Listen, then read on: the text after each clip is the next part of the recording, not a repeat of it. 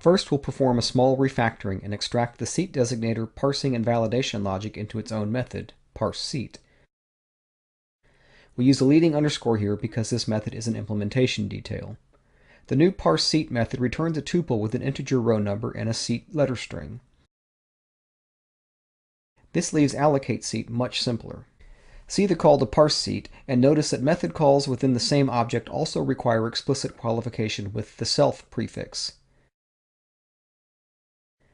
Now we've laid the groundwork for our relocate passenger method. This parses and validates the fromSeat and toSeat arguments and then moves the passenger to the new location. It's also getting tiresome recreating the flight object each time, so we'll add a module-level convenience function for that too. It's quite normal to mix related functions and classes in the same module. Now let's see that at the REPL. You may find it remarkable that we have access to the flight class when we have only imported a function, makeFlight.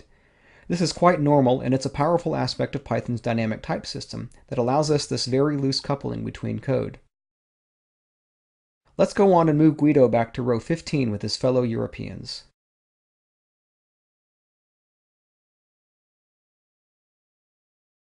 It's important during booking to know how many seats are available. To this end, we'll write a num_available_seats method.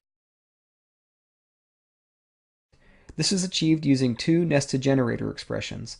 The outer expression filters for all rows which are not none. This excludes our dummy first row. The value of each item in the outer expression is the sum of the number of none values in each row.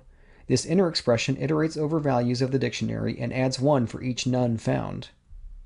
See how we split the outer expression over 3 lines to improve readability.